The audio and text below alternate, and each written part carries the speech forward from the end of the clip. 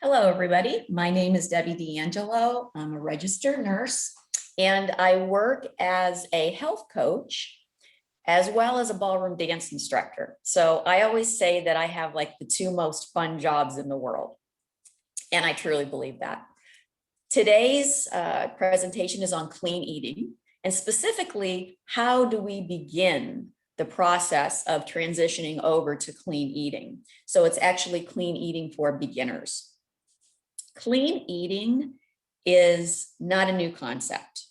It's been around for a long time. Even though the media may make it sound like it isn't. Because if you think about it and you go back generations to some of your relatives, that's the way they ate. So when you hear like fashion recycles itself and music recycles itself, you just have to wait, keep your clothes for several decades because they'll come back into fashion. It's kind of the same way with a lot of concepts. And it is that way with clean eating. A lot of our relatives, they lived at a time where there were no fast food joints. There were not convenience stores. They didn't really have a lot of restaurants, maybe a couple of diners, but not something like on every corner. They reserved eating out for like a special occasion. A lot of them had gardens. A lot of people canned, the things that have kind of fallen by the wayside today. And even buying their food in a supermarket. A lot of times they went to farmers markets or they bought locally and they bought fresh food. I remember when I went to both Spain and Italy, it was interesting because you didn't go into like a super duper grocery store. You bought your pasta at the little pasta place, you bought your bread at the little bread place, you bought your fish at another place, and they were kind of all lined up down the street. And you went into these specialty stores, and a lot of people buy those groceries that day and prepare them fresh. So that concept of clean eating is not new. It's a good one, but we kind of strayed from it. The second thing about clean eating is it is not a diet. Okay, so you don't go into clean eating thinking, I have to count this number of carbs or my fat grams or my calories. Yes, if you primarily eat right now a diet that is full of processed food, or you eat out a lot, or you snack and go and pick things up along the way, and then you convert over to clean eating, you probably are going to lose weight just because the food choices are not as calorie laden. But it's not a weight loss program. Clean eating is an approach. It's a philosophy towards your food, and most specifically, the quality of that food. So that's really the premise of clean eating. So it's choosing whole, real foods most of the time or all of the time, and eliminating processed foods, or at least eating minimally processed foods. Because, everything is kind of a process. Everything, doesn't happen overnight. It's a transition. And as you transition through some of these steps, you may not get there immediately. And you have to be realistic about what your lifestyle is like. So it doesn't mean that you can never eat out. And it doesn't mean that you can never buy like frozen macaroni and cheese or something like that. But maybe doing that less, and then paying attention to the choices that you make in the store. So rather than this jar of spaghetti sauce, I will choose this jar of spaghetti sauce because it has fewer ingredients, less sugar, that kind of thing. So I think there is a happy medium there for people. So when you choose whole, real foods, you're going to have a nutrient-rich diet, lots of vitamins and minerals. It's automatically going to be a disease-fighting kind of way to eat, and full of anti-inflammatories. So everything that we're looking for our health is really found in whole, real foods. So your immune system will be stronger. Your mind and your body are going to function the way you want them to function, because they don't have to spend all that time trying to get rid of and metabolize some of the junk and fillers and colorings that clog our metabolism and clog our system. And then it's left with food that's not nutritionally sound. So we expect it to do all this work to remove the chemicals and remove all the junk. And then we leave it with very few nutrients with which to function. So reducing boxed, prepared, packaged foods, foods that have a lot of additives, preservatives, coloring, chemicals, those kinds of things. And then the benefit of that is that you feel better, your body's actually able to function better. And a lot of people can't believe how quickly that occurs. It's not like you have to be on this kind of eating plan for very long before you really reap the benefits. So what can we do to eat better, to eat cleaner? On your handout, I've given you 5 guidelines. And again, it's not like you have to implement them all at once, but maybe choose 1 or 2 to work on. And they all kind of go hand in hand. As we go over them, you'll see that it's kind of hard to tease them apart. They all work together. But any change that you make from where you are now is going to be an improvement. So sometimes it's not always about the best choice, but a better choice. The first guideline is, as I said, to eat whole, real foods. So some of you have heard me say this before. I think of a whole, real food as if I can hunt it, fish it, gather it, milk it, or pick it, it's probably a real food. So real foods have like a life cycle. They should go bad. They should rot. You know, they grow, they wilt, they rot, they die. When you pick something up at the grocery store and it says it has an expiration date of 1 year, unless it's like a can, like it's been canned, that's a little bit different. But when you pick up a box of crackers or you pick up a snack cake, whatever it is, a Twinkie, and it says, you know, it doesn't expire for a year or good for 2 years, you have to ask yourself, what is in that allows that to happen? What are we putting in food to make it shelf stable? Because if I make cookies at home, if I make cupcakes at home, if I made a Twinkie at home, it would not last that long. So that's kind of the perspective that we have to have on that. And often I will say, well, it's kind of going back to eating like our grandparents. And our grandparents, by today's standards, you might look at it and say, wow, they're eating that roast, you know, that's high in fat, or, you know, they just put whole milk in their mashed potatoes. Well, you're looking at whole, real ingredients. You're looking at the quality of those ingredients. And it just so happens that when you make foods with real ingredients and not kind of fake ingredients, they're actually more filling and you eat less. They keep you full longer. And it doesn't mean that you're only eating meat or having homemade desserts. You know, you're still eating your fruits and vegetables and your whole grains, but they're better choices and they will stay with you longer. So some of you also heard me talk about my dad, because he's currently 86. And when he was 83, he went in the hospital for the first time. And it really struck me at that time, you know, how poorly we feed patients in the hospital. So these are people who are sick or who are recovering, where nutrition is of the utmost importance. And as my dad says, the swill we feed them just doesn't really lend itself towards healing. So when my dad's in the hospital, and like I said, he was 83 and he was on the cardiac floor, and my dad's like this big around. He's really tiny and he's got low cholesterol and he's eaten clean his whole life. And he eats, you know, he eats the way you would want somebody to eat. But he goes into the hospital, and now they got him on a cardiac diet.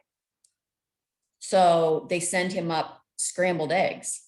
Now, I don't say anything, but I'm looking at these scrambled eggs thinking those are not real eggs. Doesn't take my dad long to figure out they're not real eggs. So pretty much every day I'm there, I'm calling dietary going, can he have real eggs? No, he has to have that release from his doctor. He's on a cardiac diet. The mashed potatoes were always an issue. He'd say to me, I want to order these mashed potatoes, because, you know, I have to order the menu and everything every day. He says, do you think they're real potatoes? And I'm like, yeah, what are the chances that we're making real mashed potatoes for hundreds of patients in the hospital? So I'd have to call down, are you using real potatoes for the, I mean, I didn't even want to tell them my name, but I'm pretty sure they knew every time I called. And my dad just wouldn't eat them. So finally I went up to the cardiologist and said, listen, if you want this man to eat, you're going to have to take him off of this diet. He's not in here because his diet's poor. he's overweight, he's got diabetes, he's got high cholesterol. I said, he eats clean, he eats whole real foods.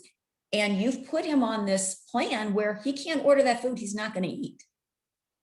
So sometimes I think we are very well-intentioned and well-meaning in what we try to present to people, but in the long haul, is it really lowering risk of disease? Or is it contributing to disease?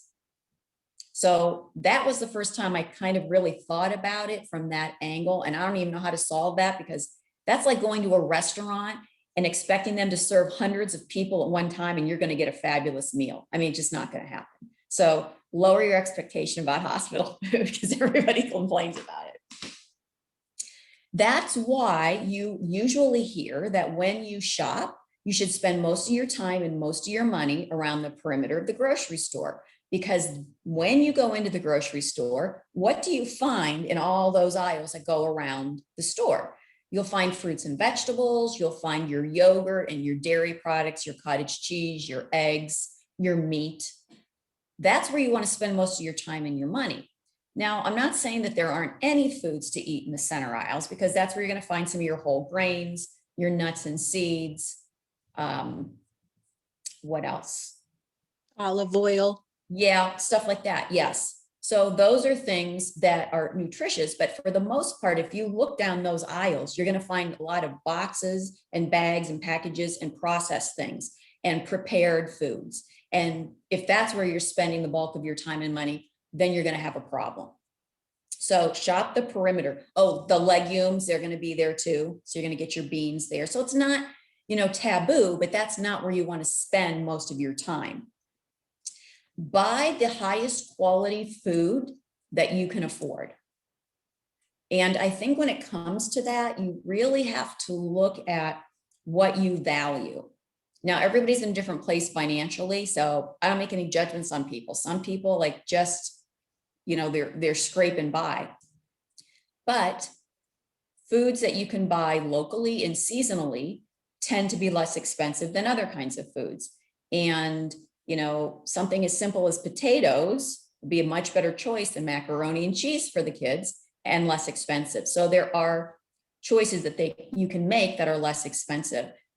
I also feel like, for me personally, I look at kind of some of my discretionary funding, your fun money, your play money, and I devote a lot of that to my food budget, because I believe that the most important thing I can do for my health is to eat well. You're always hearing me say my motto is eat right, sleep tight, move more, stress less. That's really all your body needs. And it's not just for us either. It's the same thing for our pets. If you feed your pet crappy dog food, don't expect your pet to be really healthy and live to a nice ripe age and not have any medical problems, or, not be laden with medical problems. It's the same thing for them. It does catch up with you. Maybe not in the short run, but in the long run. So choose the highest quality of foods that you can afford. Now that brings me to the topic of organic foods. Does everything have to be organic? No, it doesn't. And again, you have to balance that with your budget.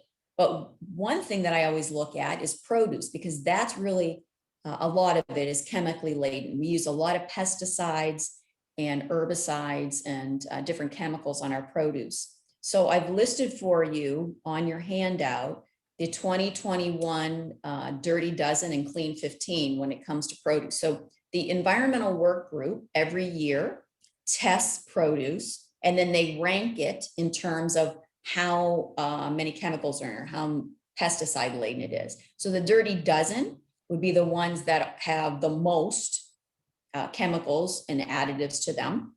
The Clean 15 would be the ones that have the least. So if you look at your Dirty Dozen list and you see a lot of foods that you eat frequently, the ones you eat frequently are the ones that I would buy organically, the ones you consume the most of.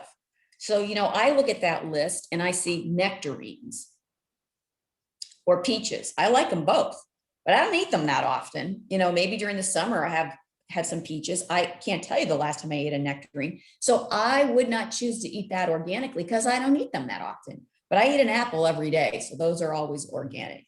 When I buy berries, those are organic. So that's how you kind of pick and choose. And I was looking at this list over the years, and it's interesting because a lot of the same produce is on like the Dirty Dozen and the Clean 15, but the position has switched. So, number one isn't always number one. Like some years apples are number one. I noticed that bell and hot peppers were put on the list this year as opposed to a couple of years back. So they do a really good job of keeping up with that. So they've got a more extensive list on their website, which is ewg.org, the environmentalworkgroup.org. And you don't have to pay a membership or anything. You can access that information. But that's what helps you to determine which of those foods that you might need to buy organically versus which ones you really don't need to. So start looking at those foods as, are they cleaner foods? Anything that you buy, do they have a lot of additives and preservatives in them, a lot of colorants in them? We're going to talk a little bit more about reading the label in a minute, and that's where that really comes into play. And then the other thing is limiting dining out. Once you start eating out or driving through or going to a lot of convenience-driven foods, you don't have any control over what's in it. And if you ever look up like calorie content, fat, sodium, sugar of foods that you might get in a restaurant or that you might buy at a fast food place, and you think, if I made this at home, it would not be this bad. It wouldn't be this big calorie bomb. So they're really adding a lot of things in there they don't need to, because they want to get you hooked on it. It's all about your taste buds and the mouthfeel and the texture, so that your brain, the centers in your brain that light up when you eat sugar or when you have caffeine, are triggered and they want more. And then once they want more, it's the same thing like with chocolate or sugar or anything like that. Once they get to a certain level, you need more to maintain that level of happiness or give you that little perk. And that's what it's all designed to do. There's a science behind marketing food that a lot of people just don't realize. So the first thing that we do for clean eating is we eat whole, real foods. The second thing that we do is we eliminate or at least limit the usage of processed food. And I think probably limit is more realistic. Certainly, if you do everything yourself, everything canned, you have a garden, you've got a hunter in your family. I mean, it's much easier to do something like that, but there are going to be times when you just can't. And as long as you eat clean most of the time, what you do some of the time is not nearly as harmful. So we just have to keep that in mind. When you eat processed foods, it's lower in nutrition. You're getting fewer vitamins and minerals. You're not getting much in the way of antioxidants, the disease fighters, or anti-inflammatories. You're getting a lot of sugar. You're getting a lot of chemicals, sodium, the bad kinds of fat. So not always the best choices. And then we wonder why we're tired. We have skin problems. We're constipated. We have reflux. I mean, our joints ache, our muscles ache. When I work with people, it's just miraculous when they report back how much better they feel when they start eating better. And I think, wow, we have really disassociated from the true reason of eating, the true reason why we're supposed to eat a healthy diet, because what we eat determines how we feel. But we've become so accustomed to eating in this bizarre way that then we become accustomed to not feeling well. And so then when you turn that around, you're just amazed by how much better you do feel. So it really does have big payoff. Now, not everything in a package or a box is bad. Like you get frozen fruits and vegetables. You get meats in a package, nuts are in a package. When I say packaged foods, I mean foods that, first of all, you wouldn't think of as a health food. And secondly, you look at it and you're like, wow, there's a lot of ingredients in this food. A lot of times those foods will be things like granola bars, muffins, snack foods, snack crackers, kind of convenient kind of things to munch on. Or some, believe it or not, cereals, breads, those kinds of things.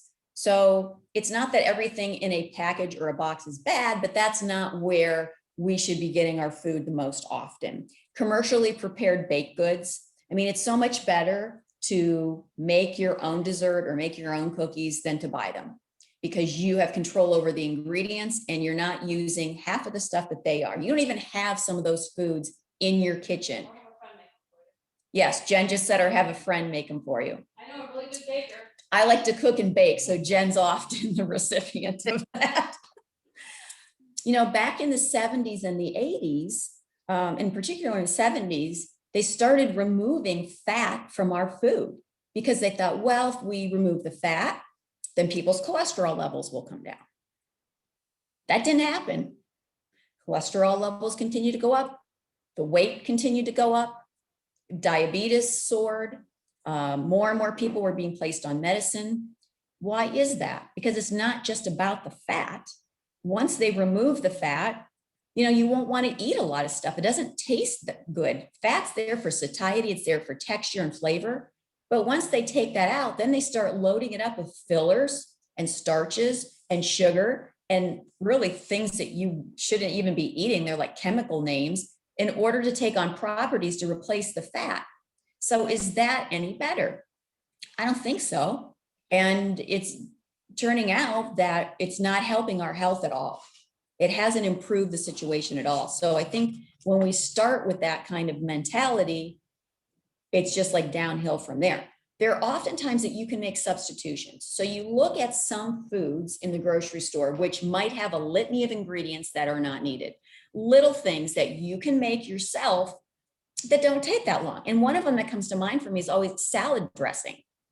It's very easy to make your own salad dressing, whether you like a vinaigrette, whether you like a creamy dressing. And in fact, I did give you a recipe. I gave you 2 recipes with your handouts. One is for a salad dressing. That looks pretty good. And the other one is clean eating buildable. So it's kind of a buildable kind of lunch or dinner that you can swap out all the food groups and make something different every day. And it's real easy. But anyway, with your bottled salad dressings, if you read what's in there, sometimes you don't even know what the ingredients are. And there's a lot of them. You can make a vinaigrette so easily with olive oil and balsamic or citrus base and olive oil and some seasonings. A lot of my clients will say, well, you know, you're trying to get me to eat the fruits and vegetables, and okay, I can make the cooked vegetables, but I like to munch, I like to crunch. Okay, well, how about, you know, some raw bell pepper strips, zucchini, carrot, celery, that kind of thing, cauliflower. Well, yeah, I like to dip that in ranch dressing. And they feel like I'm going to say, oh, forget it. But what I say instead is, well, what you can do is take Greek yogurt, which tastes like sour cream, let's face it, and then just put some either creamy Italian seasonings in there or some Hidden Valley Ranch seasonings in there. And you make your own, which is way lower in calories, practically no fat, and it's got a little hit of protein in it to keep you full. So there are things you can do as substitutions. Another big one is microwavable popcorn. Most microwavable popcorn doesn't have any butter. The butter is actually an artificial flavoring that they're putting in there, made of hundreds of chemicals. So it smells like butter and tastes like butter, yet it's not butter. But to me, the bigger issue is the plastic that lines the inside of the bag. All right, I have a big issue with microwaving plastic in any form, because some of those plastic particles leach into your food. And not many years ago, but maybe like 10 years ago, I don't know if you remember this, one of the popcorn companies had a big problem, had a huge lawsuit on their hands because they found out that one of the chemicals they were using in that lining was making their employees sick, and they were dying, and they were coming down with lung problems, like chronic lung issues from inhaling that chemical in the factory all day. So these are the things that we place in our food when you can just put corn kernels in a brown paper bag and stick that in the microwave, and you can pop popcorn that way. Or you can make it the old fashioned way, you know, in a pan on the stove with a little bit of oil. Like, those are easy substitutions that will not only save you money and calories, but that's the concept of clean eating. So those are the little swaps that you can make that don't take a lot of time. They certainly don't take a lot of effort, and they're right in line with the clean eating. The other one is fruited or vanilla yogurt. So most yogurt that's vanilla, we assume it's just vanilla extract, but it's not. It's got a ton of sugar in it because if you've ever tried vanilla extract, you know how bitter it is. So there's a lot of sugar in vanilla yogurt. And then the fruited yogurt, most of the time, is like a jelly, a jam, fruit juice, that kind of thing. So normally what I would tell people is use plain yogurt, add your own fruit, add some nuts to it, makes a really nice breakfast. Recently, Chobani has come out with a line that's called Chobani Zero. It has zero sugar in it. So what they did was, first of all, they removed the lactose, which is the milk sugar. So for people who have a problem digesting milk, like from the sugar, they have a lactose intolerance. They lack the enzyme lactase that breaks down the sugar. And sometimes when people eat those foods, those dairy foods, and they have that problem, then they get bloating and diarrhea and cramps and all that. So they remove that and they sweeten it with a little bit of monk fruit and stevia. Now, both of those things are natural sweeteners. They're not chemical sweeteners. However, because they're like 200 to 300 times sweeter than sugar, if they're plants, you only use a minuscule amount. So then they become low calorie or no calorie because you're just using very little.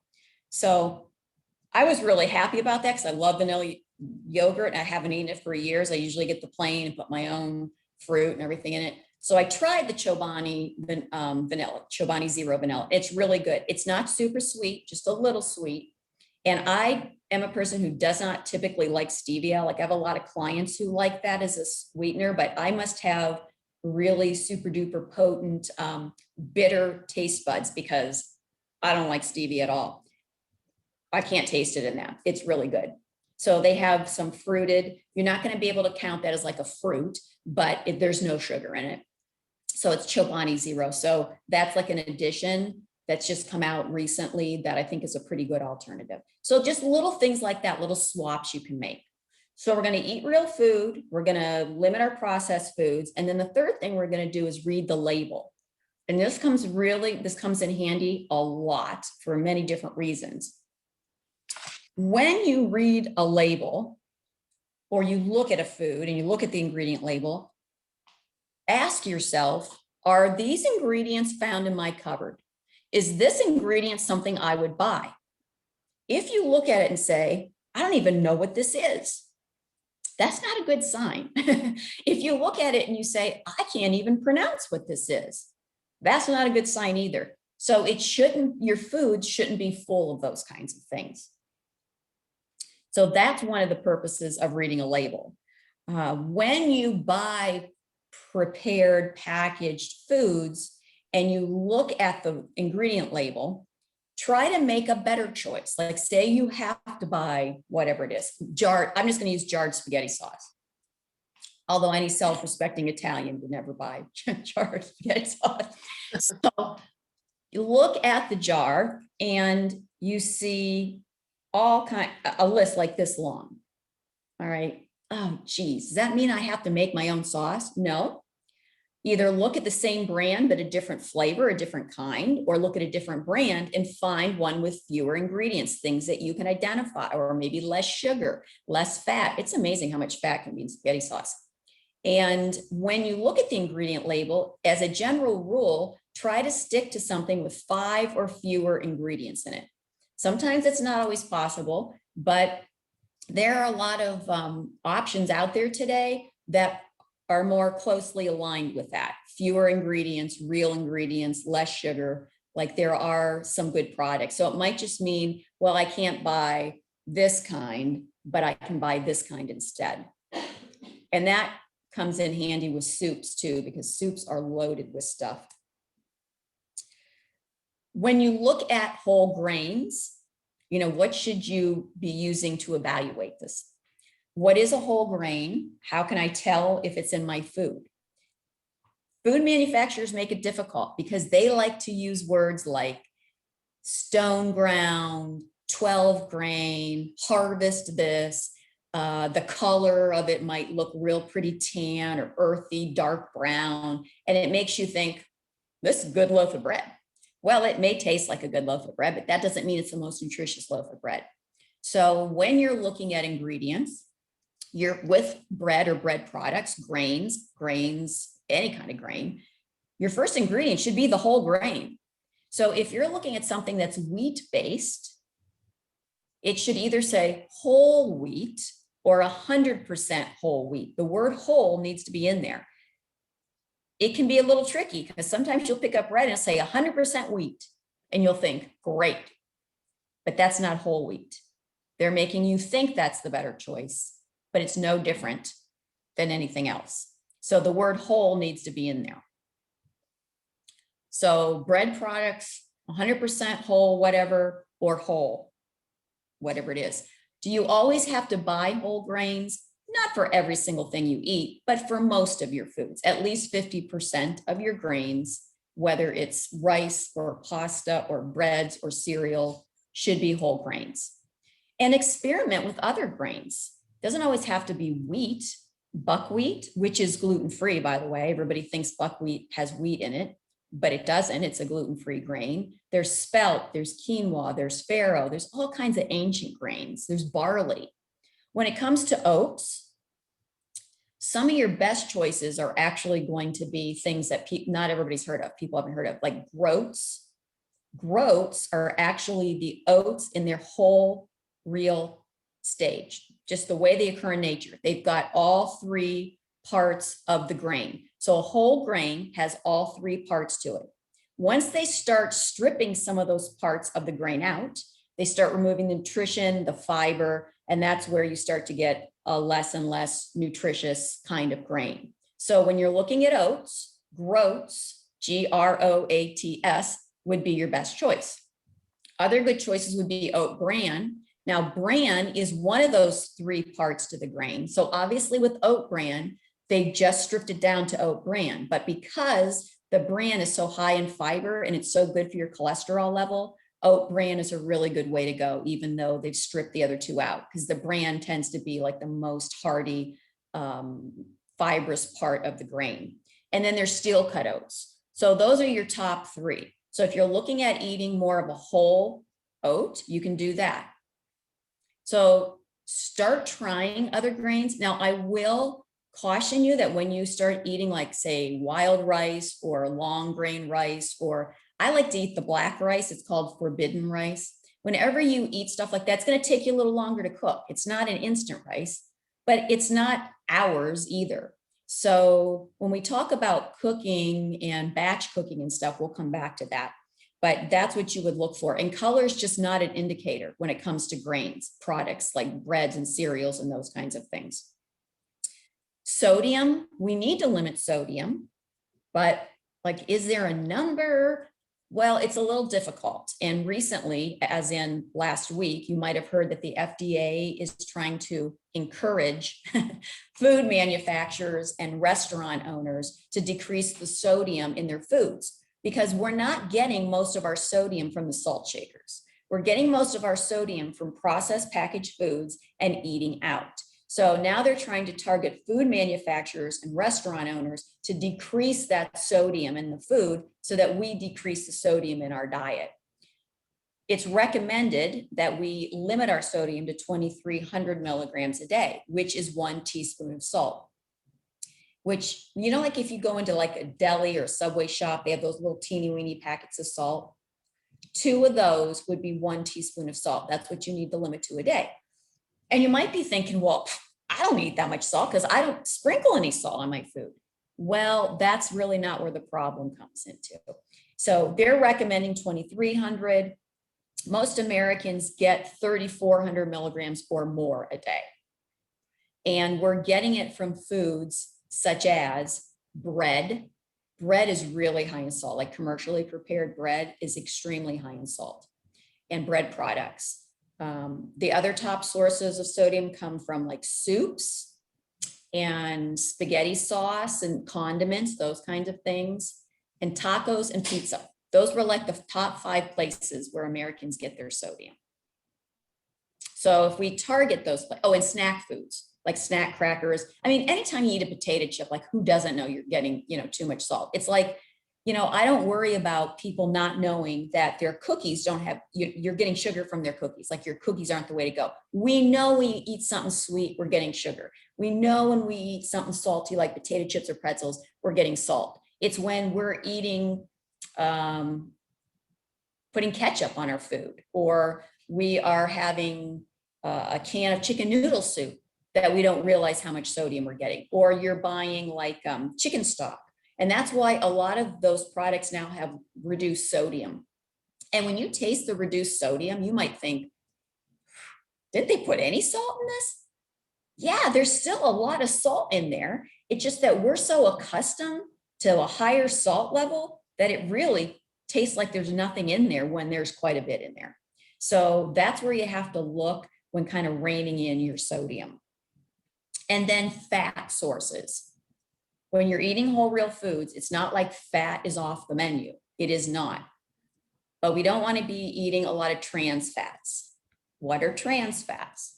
Trans fats are when they use a chemical process called hydrogenation, changing the chemical bonds in a fat that is a liquid or like an oil at room temperature to become a fat that is a solid at room temperature. So think of things like stick margarine and shortening and a lot of your commercially prepared baked goods and snack crackers, all those things that give it a hardiness, that give it a shelf stableness, because the fat in it is solid rather than a liquid, and it won't go rancid as fast. So that's where we get the trans fats.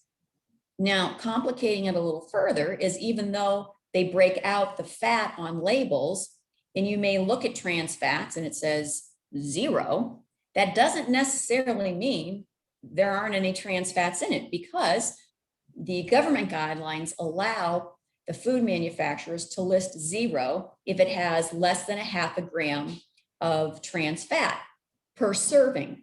So what they do is they change the serving size to make it small enough so that there's only less than like a half a gram of trans fats, and then they can put 0 on the label. So how do you know?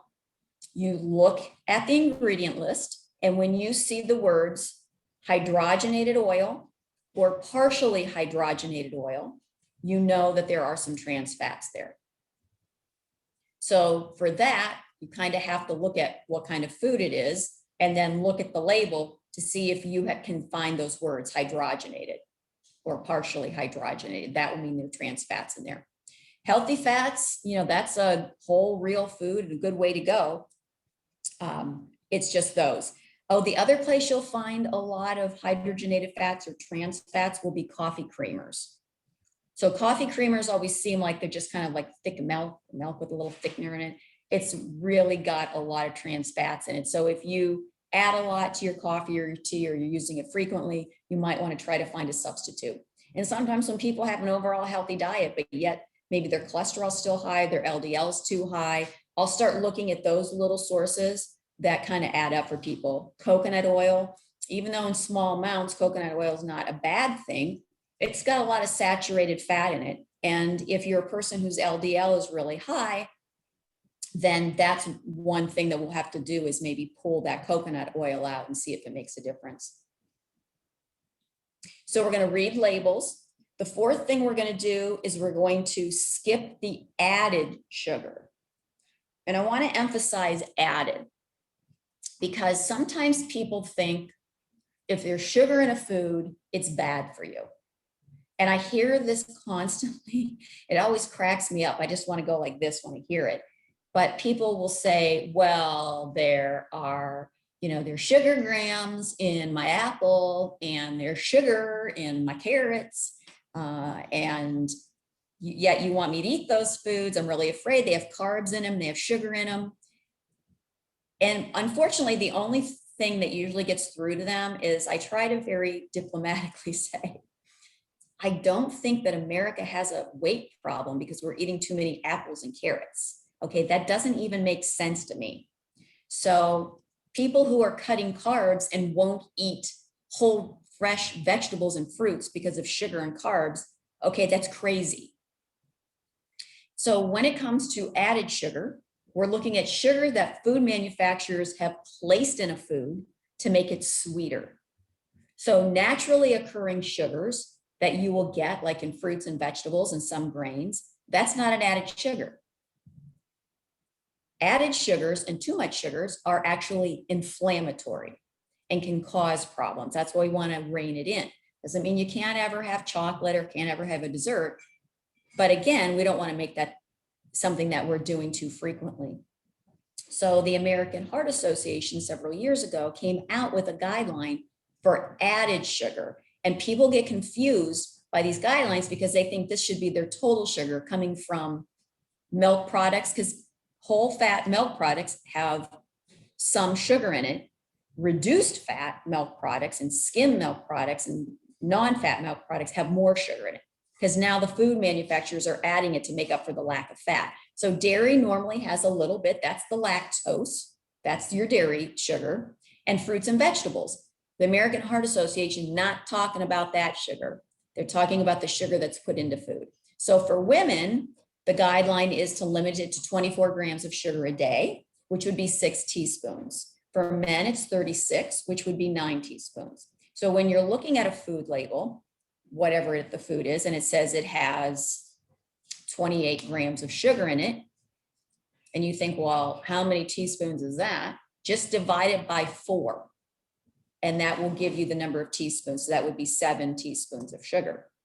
Now, again, it's some of the foods that we don't believe have that much sugar in them that really add up. So I just want to give you an example of, like, for us as women, it was 6 teaspoons. So these foods in these amounts have 6 teaspoons of sugar.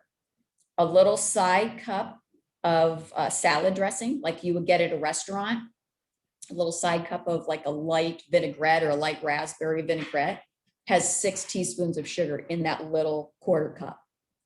And some people use more than one on their salad. 1 cup of tomato soup. Now, not necessarily tomato soup that you're making, but canned tomato soup that you would buy in a store. 1 cup has that's it. That's your allotment for added sugar in a day. Now, I don't know about you, but if I'm going to have sugar, I don't think I want to get it from my tomato soup. 3/4 of a cup of baked beans. Baked beans have a lot of sugar added to them. 1/2 cup of jarred spaghetti sauce, like you would buy in a store. And that's why I was saying with spaghetti sauce, start to look at other brands and other flavors. You will see a big discrepancy in sugar. You can find some that are low in sugar that taste really good. Some of your fruited yogurts, like those little cups of yogurt, like strawberry yogurt, have 7 teaspoons or more, except for the Chobani Zero. Kids cereals, like a typical sugary kind of kids cereal. If a child ate 1 bowl of kids cereal a day for a year, they would have consumed 10 pounds of sugar alone from that cereal at the end of the year. That's how it adds up. And then my personal favorite, McDonald's large sweet tea has 14 teaspoons of sugar in it.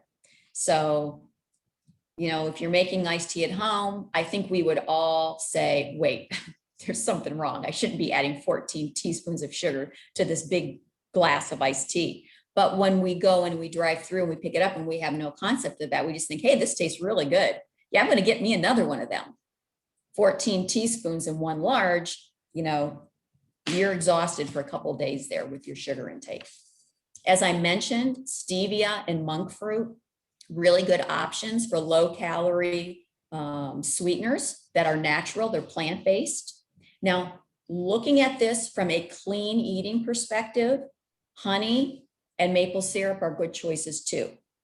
Now, when it comes to honey and maple syrup, it's going to depend upon, the amount that you use. Like, do you have a weight issue? Do you have a blood sugar issue? Do you have a cholesterol issue? So I'm not saying that you can have unlimited amounts of honey and maple syrup because you're eating clean. You still have to look at something from a health perspective. But looking at it from the quality of food, honey and maple syrup are acceptable on a clean eating approach. And the last guideline that we have, number 5, will be to cook. So as you're listening to this, you're probably thinking, okay, well, I have to buy whole real foods and I'm not supposed to be driving through or going to restaurants or ordering out or anything like that. So what in God's name am I going to eat? I might have to make something myself.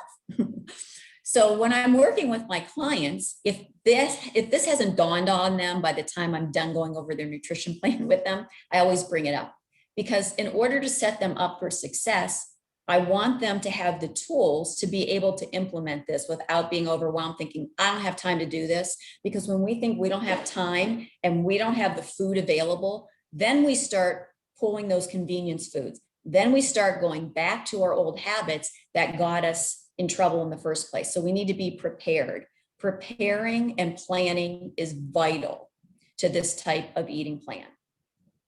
So that means sitting and thinking about what kinds of foods you need to have available in order to get a balanced diet of these, clean driven foods, and having them available for you when you need it. We all get busy. We all have limited time. So what can we do? Well, one of the easiest thing to do, I think, is to choose a day and do some food prep. Typically, I will do that on a Sunday, but depending on your schedule, you might have to do some on a Sunday. You might need a little midweek mini food prep. And the ideas that I listed on your handout are the things that I do myself, so that I can make foods as grab and go as possible. And I don't have to spend hours after work or, when it's inconvenient, putting this meal together from scratch. So what I do is say, okay, what kinds of protein sources do I need? What kinds of starch sources should I have? What am I going to do for my fruits and vegetables? So when I get my produce home, I typically clean it and prep it. And I keep it out on the counter, a lot of the fruit and some of the vegetables, so that I see it. If I see it, now it's in my mind that I want to eat it. That's going to be what I want to go towards, rather than something else that's unhealthier on the counter. So I clean my fruit. If I'm going to make a fruit salad, then I chop it off and put it together, or at least chop it and keep it separated so that it doesn't get soggy or doesn't, wilt or anything. And then I have it available to use in many different ways. My vegetables, I typically oven roast and steam. So I do like big batches of those, and I have those in there. And then when you want to come home and make something, no matter what it is, you've got all the ingredients there. You just have to throw it together. So that's something that I do. Protein source is really big for me. So I make sure I make some seafood. I may have some chicken. I'm not totally against red meat. I really think that it has to be the quality of your red meat. Wild game is a really good choice. Pasture raised and pasture fed kinds of meat, very high quality meat, don't have a problem with that at all. So it can be red meat. You might have hard boiled eggs. You might have some yogurt, cottage cheese. Like, those are your protein sources. Your legumes, have those. If you're a person who likes to make them and boil them, have your beans already cooked, or have your cans of them, that's fine, but have that available. Your starch sources, you might want to make up some potatoes. So all you have to do is heat them up. Rice, long grain rice. What else? Having some bread sources, nutritious breads, tortillas, English muffins that are whole grain, things like that, that you can make maybe a breakfast sandwich in the morning, and you have that available to you. You can make up a lot of those foods like breakfasts or smoothies and put them in the freezer, and then just take them out the night before and thaw them, and they're ready to go the next day. So at this time of the year in particular, I like to make up a lot of winter squash, spaghetti squash I use instead of some, believe it or not. I know I'm Italian, but I don't eat a lot of pasta, and I never have. So I really like the spaghetti squash as an alternative. And I'll have that, butternut, acorn, that's all filling. And if you're going to make that in the microwave, then there's really no need to make that in advance, because it doesn't take but 5 or 6 minutes to make those things up in the microwave. I personally like to use the oven. So I will make that up in advance, and then all I have to do is warm it up. So those are the things you look at. So think about your food group. So you're eating balanced meals. When you look at your plate, you need to go, okay, where's my protein coming from? Where's my starch? Where's my healthy fat? Where's my produce? So think about the foods that you need from each of those categories, what you need to buy, and then how you need to prepare it and put it in the fridge or the freezer in advance.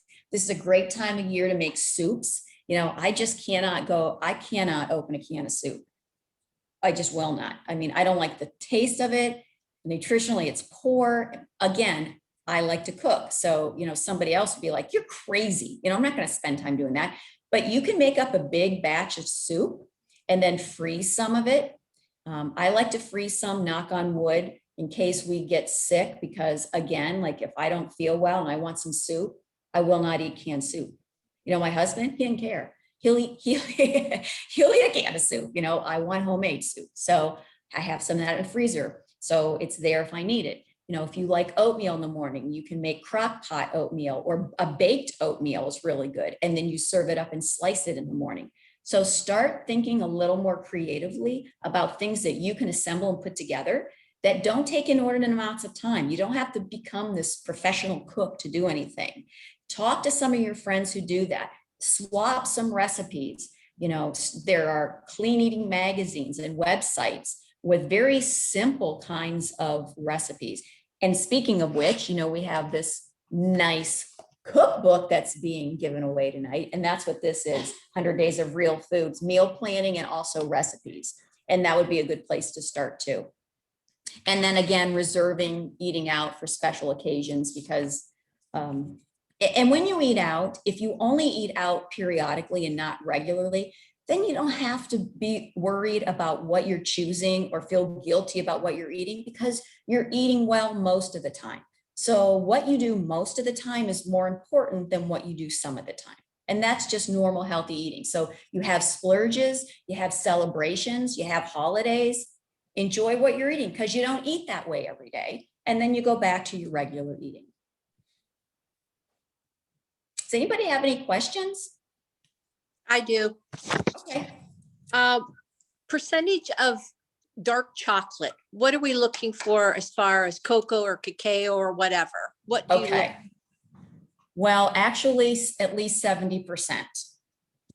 And I don't think that tastes good, but everybody's different. So I'm not a big dark chocolate eater. In fact, I don't eat dark chocolate. I don't like it at all. 60% is a little more palatable, but from a health perspective, you want it to be at least 70%. All right.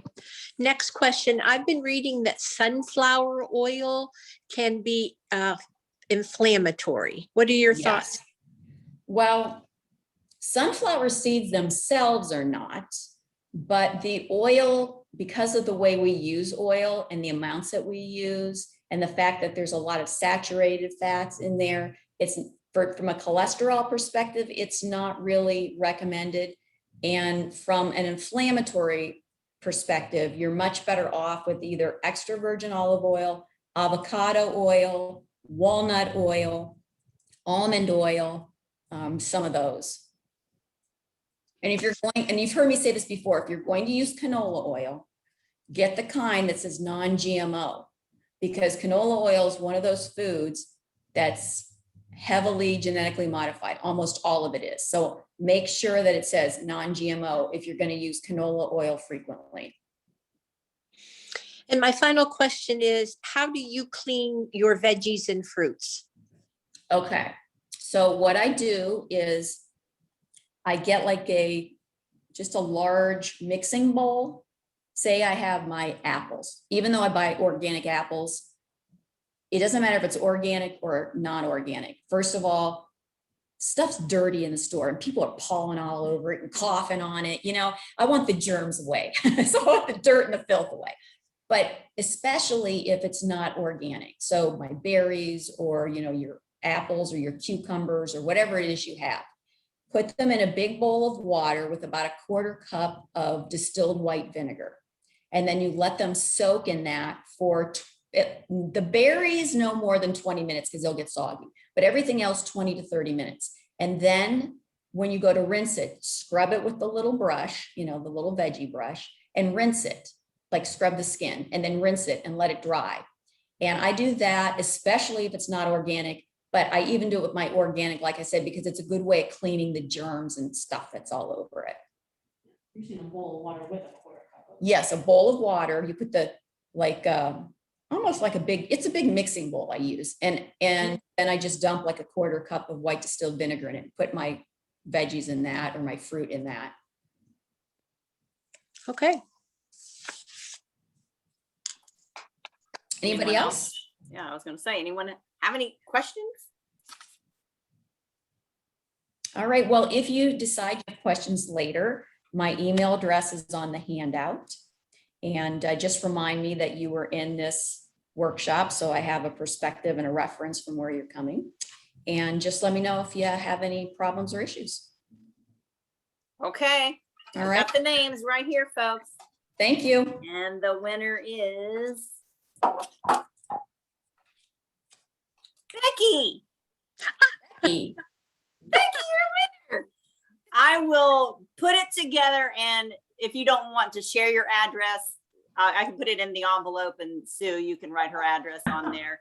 Or you Yeah. can, I feel guilty. I'm not in Corey anymore. well, that's okay. You're from Corey, and you showed up tonight, so that's great. We're so happy. Becky, All where right. do you live? In Vermont.